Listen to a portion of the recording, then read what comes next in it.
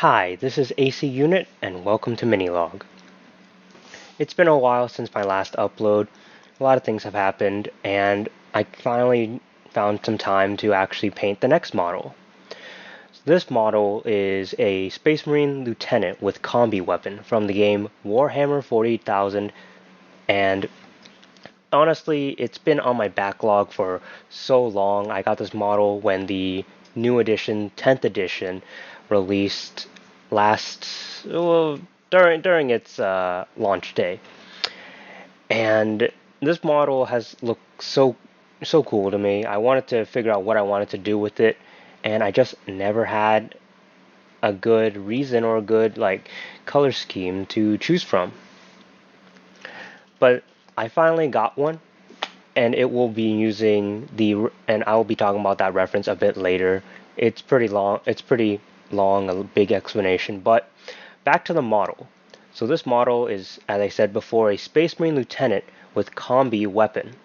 Now that's interesting because this model, as you can see, is wielding a bunch of knives. He has some sort of alien part on his shoulder pad that's from a alien called a Tyranid, which is essentially space bugs.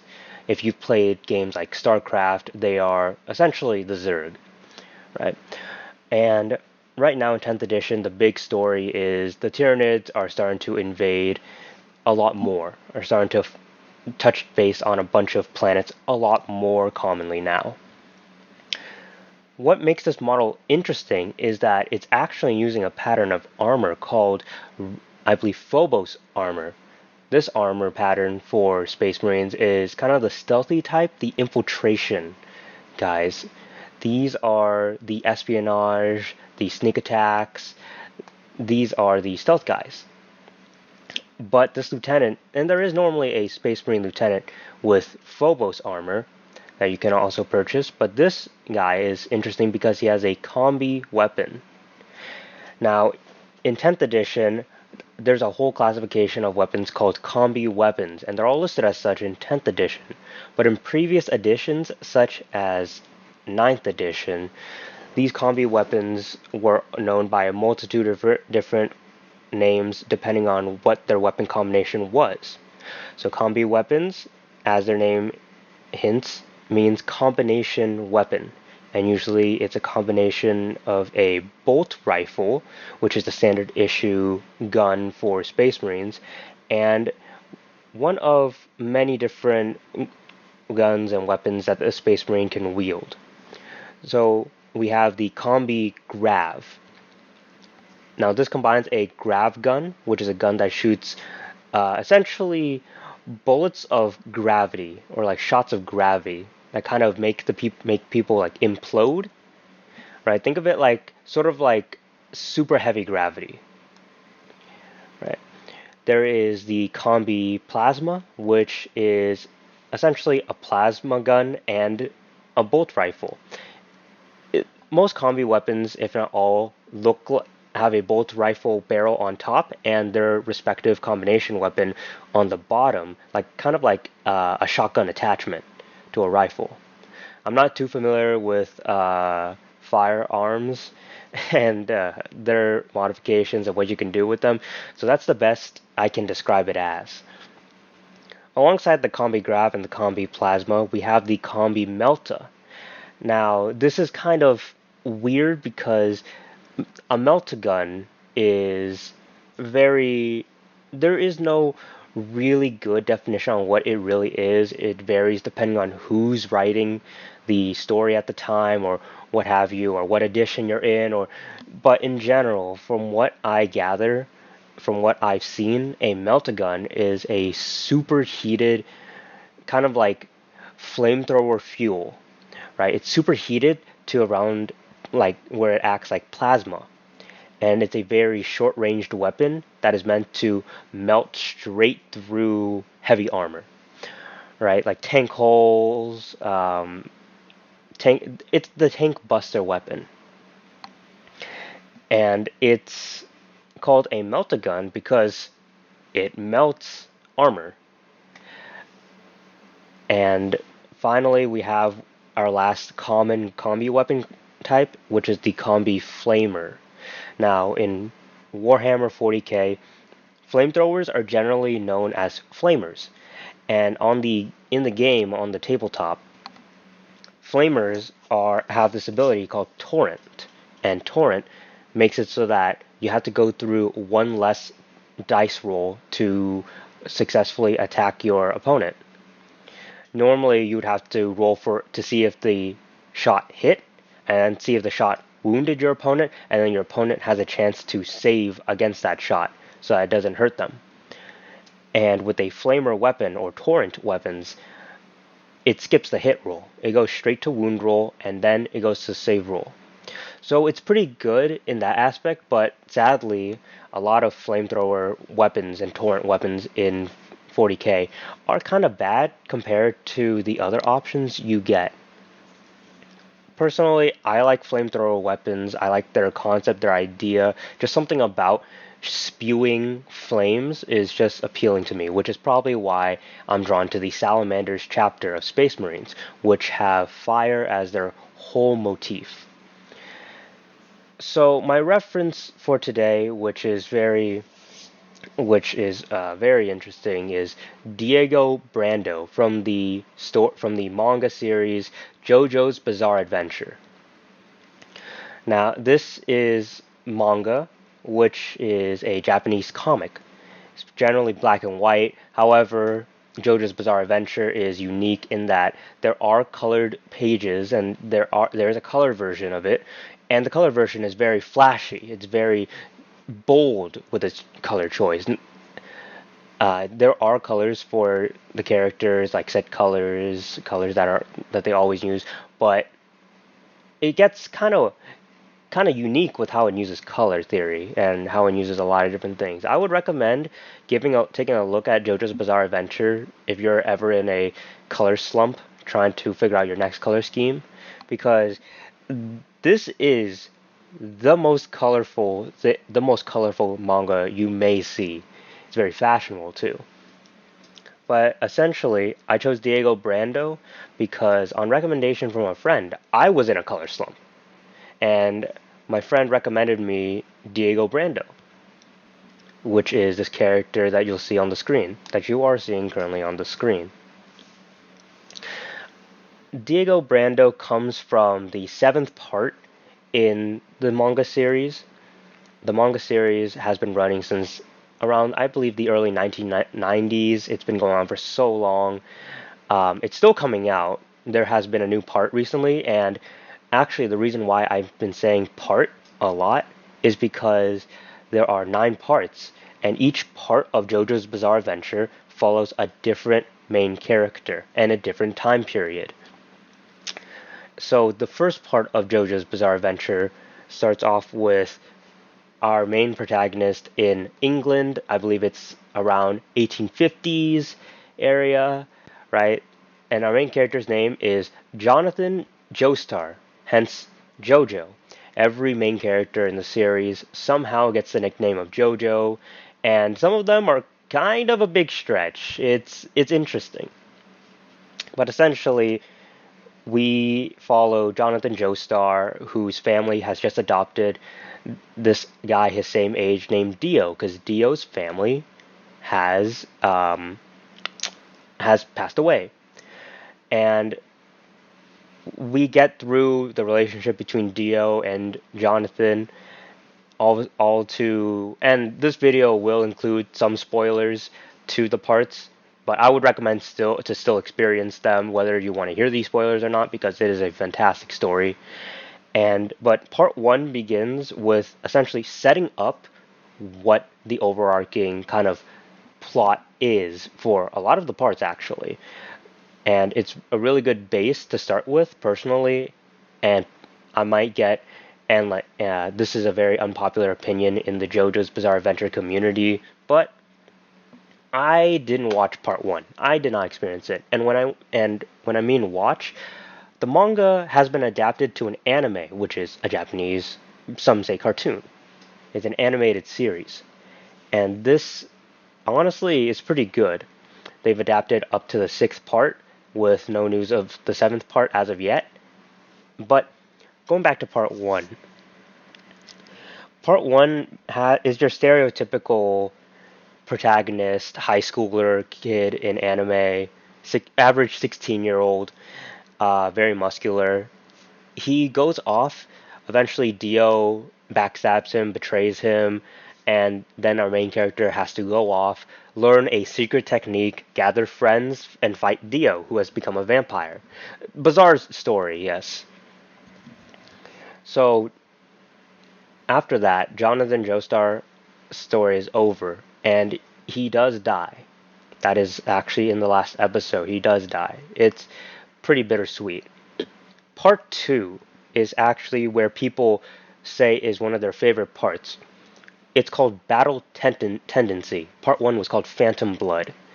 Um, there's some references, there's some metaphor in the titles, but back to part two. Part two is Battle Tendency because there's a lot of battles. This is an actiony part. This is your, if I describe it, kind of like comedic and serious part. It's where a lot of memes in the JoJo community come from.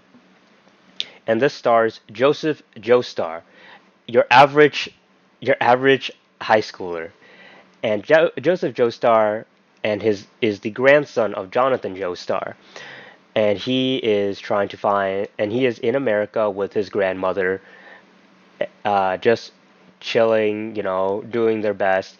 One of Jonathan Joestar's friends, Speedwagon, actually founded a company that got really successful and basically is the funder of the Joestar family at this point. They're the sponsors. So Joseph Joestar has his own adventure. He also learns the secret technique, and he, along with his friends, fight ancient Aztec warriors that are trying to achieve immortality. And it's a good part. I would recommend checking this one out at the very least. Part one, you can kind of get the gist, but part two, this is a fun part, filled with fun characters. Uh, some of them could be one note, but but the main focus is Joseph and his charms and his kind of smarts and his wits. This is a very sort of like chess game sort of part. He's constantly thinking of new schemes and tricks to use. Almost all of his fights are not outright punches. There are mainly a lot of thinking and planning. And I think if you enjoy a pretty eccentric main character, this is the part for you. Part 3, Stardust Crusaders, follows our new protagonist, Jotaro Jojo. And this takes place in Japan. So at some point, Joseph Joestar's daughter married a Japanese man and moved to Japan, and then they had Jotaro Kujo. Jotaro Kujo is a stereotypical Japanese delinquent back in the 90s. And he's the cool, tough guy. He's actually modeled after a lot of Clint Eastwood's characters in the movies he's played in. And this is a around the world sort of story. And this actually introduces us to the common power that you see throughout all of JoJo, called stands.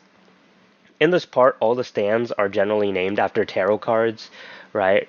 With our titular main character having the stand Star Platinum after the Star Tarot card. Joseph Joestar actually makes a big return in this part. He's actually the leader of the group that goes around the world trying to find a cure for Jotaro's mother, who's getting assailed by, and we find this out, Dio. Yes, Dio has come back, and he's a vampire, so of course he lives, and he has stolen the body of Jonathan Joestar, which is insane. It's bizarre. I don't know how the author how the author thought up of this, but hey, power to him. It's a very, I would say, in my opinion, long part compared to the others. It's very long in its episode count. Personally, compared to the other parts, it's the most boring. Even more boring than part one, I would say. But it is good. It is good. It helps understand kind of like the baseline of where powers and like where fights are gonna go to in the future, right? Less. This one has a bunch of fist fighting in it, of course, a bunch of like punching, but slowly you can see a bit more of the author kind of lean into puzzle fights, as I call them, and kind of see them. A lot of some people may also think of it like that, where the way to win is not through straight fighting, but more so outsmarting, thinking how to get around the limitations brought to the cast. So, so part three is honestly action packed. If I had to describe it, it's like around the world in 80 days, but with powers. It's the best way I would say it. Part four, I'd say, is, in my opinion, it's pretty good, but it's pretty divisive in the community. It's called Diamond is Unbreakable, and it follows our main character, Josuke Higashikata. Now, there's some weird Japanese wordplay that gets him JoJo as a nickname, but they never call him JoJo because it's not that good. And I think, honestly, this is a fun part. It can be split between two halves, essentially. There is a pretty big difference, but essentially it starts with a slice of life sort of introduction to our town and our setting, Morio, with our protagonist, Josuke Hikashi Takada, who is revealed to have a stand called called Shining Diamond. And if anyone hears this name and goes, "Huh, that sounds familiar," it's because it takes its name from a song, Shining Diamond. You'll see throughout the series that the author names all the stands after a song or an artist or some sort of wordplay of the two. And in the English translation and English dub of the anime and the manga, they have to change the name due to copyright issues. But yes, this is Shining Diamond, and his power is he's not exactly a healer, but he reverses something back to an original state, right? And this is where puzzle fights become more common and more kind of, you can see the beginnings of it being like more fleshed out. The idea of not fighting just head on. This is a very charming part filled with charming characters. Um, it is pretty. It is a bit of a slice of life, which follows the daily life of Josuke Higashikata, and actually Jotaro Kujo and Joseph Joestar make an appearance here. Jotaro Kujo more so. He is actually not exactly the main cast, but pretty close. This is a very charming part filled with a lot of charm. This is a small town, and it's pretty nice, but that's the first half. The second half is where things get serious. The first half is to set up a bunch of characters you'll see, a bunch of tropes, a bunch of things that you'll find out about these characters, their motivations, why they are, who they are, and it's a pretty good introduction, all things considered. But the second half is when this becomes another bizarre adventure. This is the second half becomes a detective murder mystery where where the cast has to find out who this murderer in the small town is and what they are trying to do.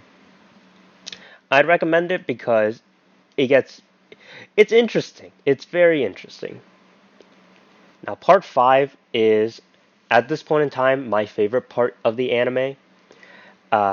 It is called Evento d'Oro, which is Italian for Golden Wind. And you can kind of see. Oh, I'm sorry. It's not Evento d'Oro. It's Vento Areo. Yes, I got the name wrong. But if you translate it, it means Golden Wind, which is why it's not translated, because Golden Wind, I believe, is a Prince song. And you can't either it's a Prince song or it's a reference to Prince, but either way it's a copyrighted name and you can't exactly name your series a copyright. So this series follows our new protagonist, Giorno Giovanna. Gio as the JoJo community puts it, but very big stretch to call him JoJo. This takes place in Italy, and it is a story about your average high schooler wanting to be the leader of a mafia gang, of a mafia. But not just any mafia, the biggest mafia in Italy, Passione. This is his story and how he became the leader and his journey into defeating the gang, because he actually is trying to defeat the gang in order to take down their drug trade, because they're selling drugs to children. And that's a big no-no to a lot of heroic figures. Big no-no. This part actually if has a very distinct art style. So if you noticed throughout each image I may be showing, part one is your standard muscular men. We're talking Arnold Schwarzenegger brick houses. Uh, this is because each part actually has a change in art style as the author slowly incorporates more and more techniques or more differences that they choose to do over the years, following different trends. Since the first and second part were made in the early 90s, 80s area, muscular men was kind of like the trend in the stories, and hence why all of the characters are muscular. Part three is around the part where they stop, where like that's the last muscular, like very muscular sort of body type. Part four started out muscular in the manga, right? But as time went on, they became more slim, leaner, as that just became the trend in fashion. And the author has a big interest in fashion, modern fashion, bizarre fashion, just fashion, the fashion world, actually. And you can see this reflected in their art style shift as it goes from musculature to more dynamic and bold posing. Back to part five.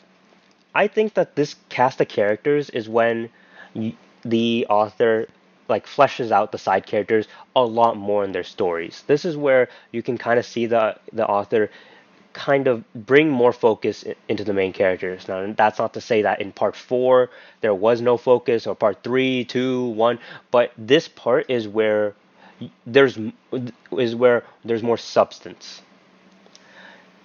In part five, we are introduced to this whole cast of characters, and honestly, each one is very interesting. You don't exactly get their backstory. You mainly get their motivations and who they are and their personalities. And honestly, in my opinion, the main character, Giorno, doesn't even feel like the main character of the story, right? Of course, we follow him because he is the titular JoJo. But I feel like one of the side characters, Bruno Bucciarati, is the main character of this story. He is the basically central piece as to a lot of things happening. He is the main target in a lot of fights, and he is the leader of the group. It's not Giorno, actually. And that's interesting because in a lot of the parts, because in a couple parts in JoJo, the main character isn't even the leader. He's just a very strong character. Giorno, I feel like, leaves a bit to be desired. We get his motivations and his backstory, but he feels kind of one note sometimes. Just like he has justice and he's looking for justice. It's kind of strange to describe it. I think my favorite character would have to be Guido Mista and his stand, Sex Pistols, which I believe is translated to Six Bullets in English, just to avoid copyright laws, but Sex Pistols. Because I like his dynamic. I like how each bullet is a stand and is sentient, and they are bits and pieces of his personality, kind of, and they provide very good character writing, and it's interesting. But in part five, almost all puzzle fights. You rarely see head-on fights, and it actually makes the everything interesting because head-on fights is so simple. As long as you overpower the opponent, right? the fight is over. But puzzle fights allow it so that you have to write the characters being able to understand what is going on, how to deal with their situation, and all that. I think that in JoJo there is there is a slight tendency to want to do head-on fights sometimes, but the focus on puzzle fights makes the story way more interesting. And that's part 5. This is actually pretty cinematic. It's a very like if you it doesn't feel like Godfather, but it is just a very cinematic adaptation. And I'd recommend part 5 over any other part if you're going to watch it. The art style might throw you off a bit um, to some people, but that's part of its charm. So I would really recommend part 5 to anyone who's interested. You don't have to skip parts. You may not also want to, but I would recommend if you are going to skip a part, just part 5 should not be skipped.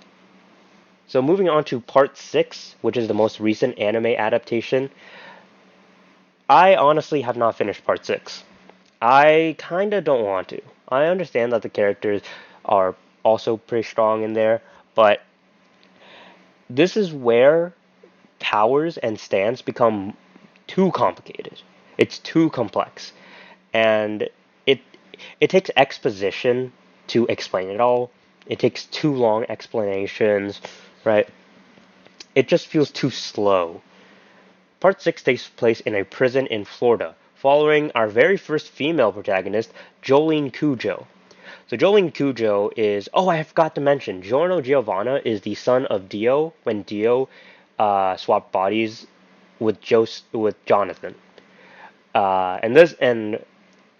This happened before um, Dio died in part 3. Spoilers alert, Dio dies in part 3.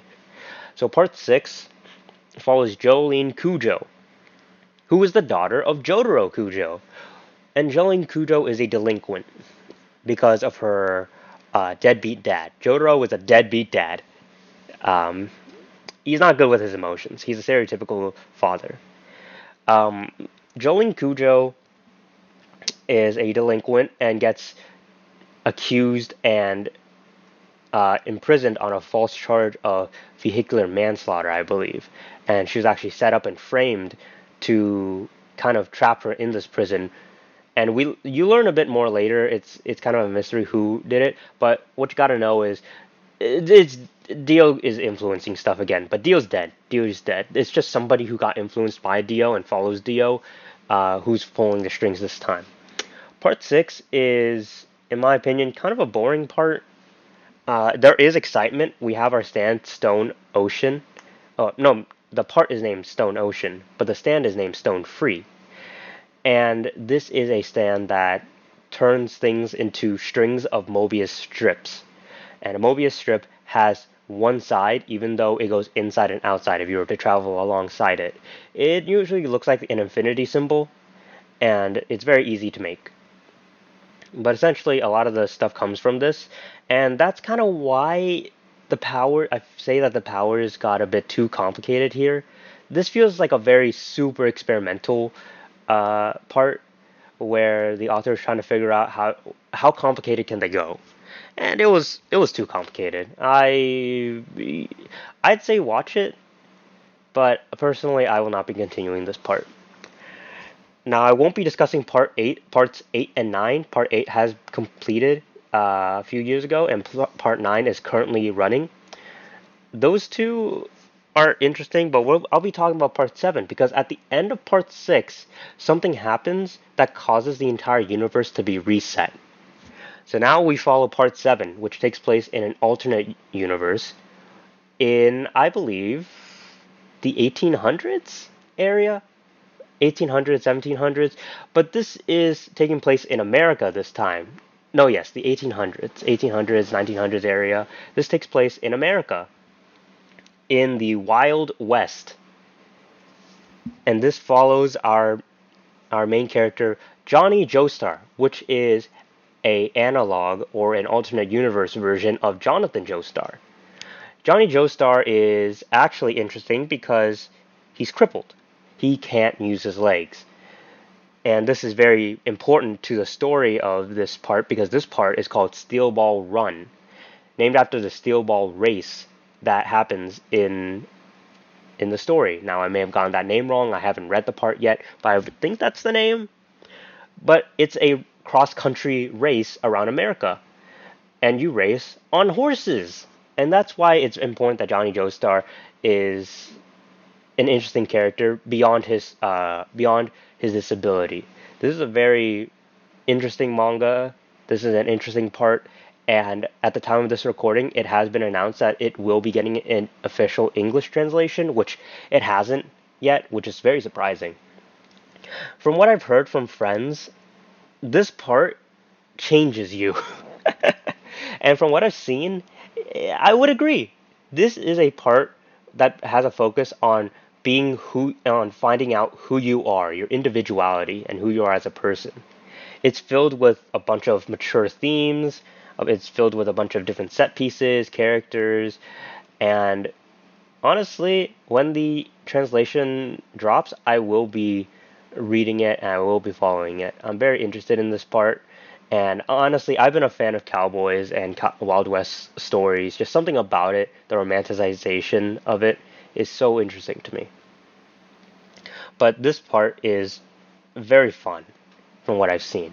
The characters are very loud in terms of their personality, but they also are not one note. They go through many different character arcs. Every character gets fleshed out. They all have a purpose. They all have something that they want to do beyond the race. And the main antagonist is also very funny. He's a very funny guy. He's interesting. He's kind of fleshed out as well. I believe that part 7 is the peak of JoJo. And honestly, that's not to discredit parts 8 and 9 or to call them weak or anything. What I'm saying is this is the part of JoJo that makes you go, wow. But that is hot air coming out of me because I haven't read it yet. And that's why I chose Diego Brando as my reference. And I like this guy's shirt, his sweater. I don't know what to call it. Um, it's a mint green with some gold cross hatching.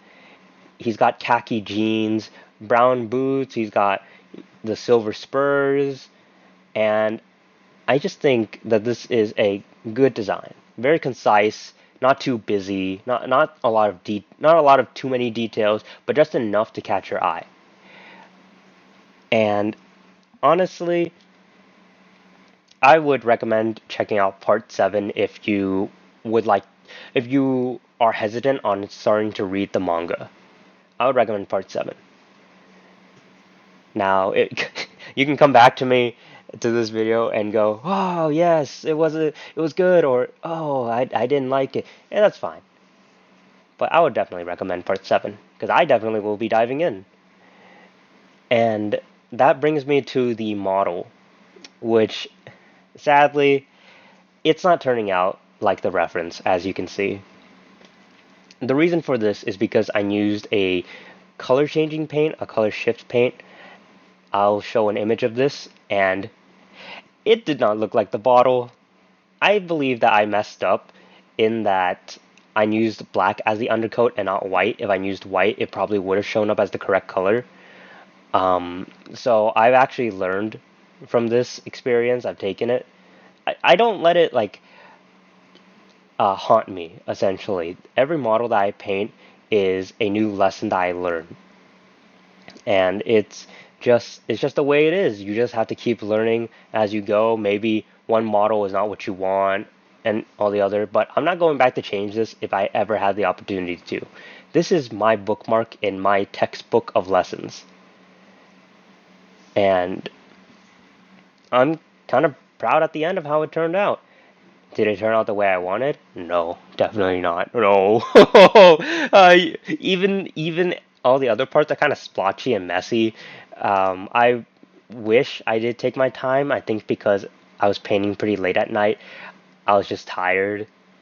But um, Honestly, if I had the opportunity to do this again, I probably would not choose this reference because this is out of my wheelhouse. I was gonna do the gold cross hatching, but it didn't work.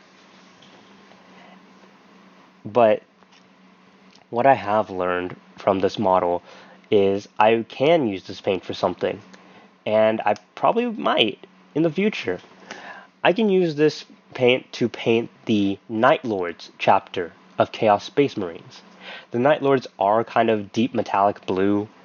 Um, they actually look like this color a bit more. They have lightning on their armor. They are very bloody. They are people who are kind of, you can describe them as a cowardly fighter. They only take battles in which they know that they're gonna win absolutely, and they also perform terror tactics and torture methods. It's pretty bad. And they're cowardly in that they will only fight a battle if they know they can win, and they will not try if that's not the case. I like their color scheme. I like their weaponry. They generally are shown to use what's called lightning claws, which are essentially electrified claws. Right? It doesn't get more. It doesn't get as simpler as that. Simpler than that. But I may talk more about the Night Lords if I ever get the opportunity to paint Chaos Space Marine models. Currently, there's none in my collection. But there is a kill team for them called Nemesis Claw, which is pretty cool looking. So maybe someday. But I gotta get through this pile of shame first, right?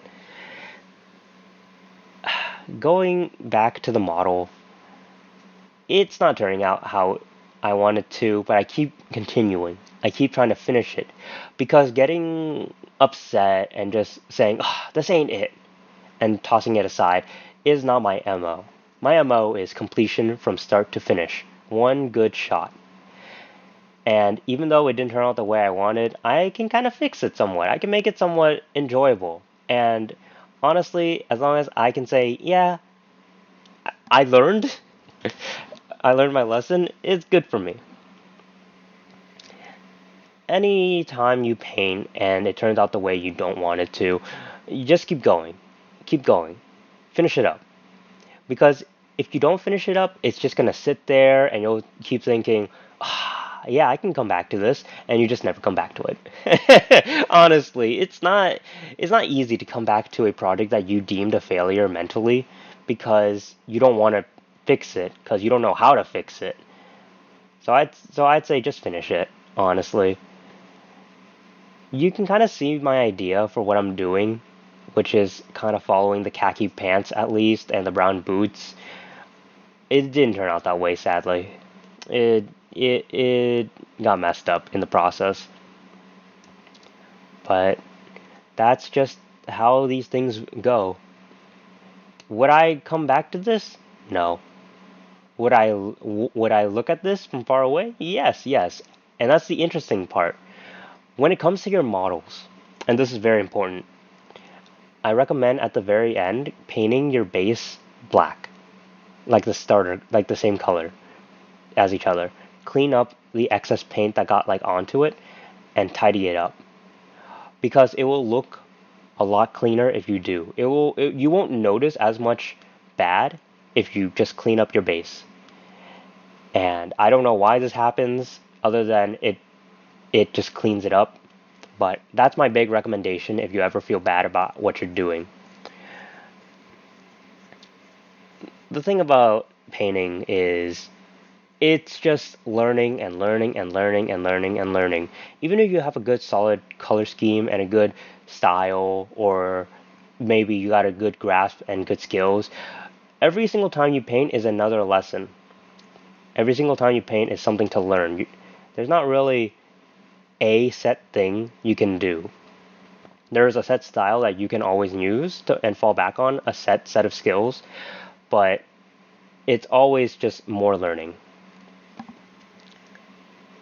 I would say I would say a difficult part of painting models is when you get tired and you're like, an hour and a half in and you're just thinking, I want to get this done, I want to get this done, I want to get this done. Like, I understand. Because at this point, at the end of where I'm painting, I'm like, I just want to get this done. I just want to get this done. I just want to get this done. I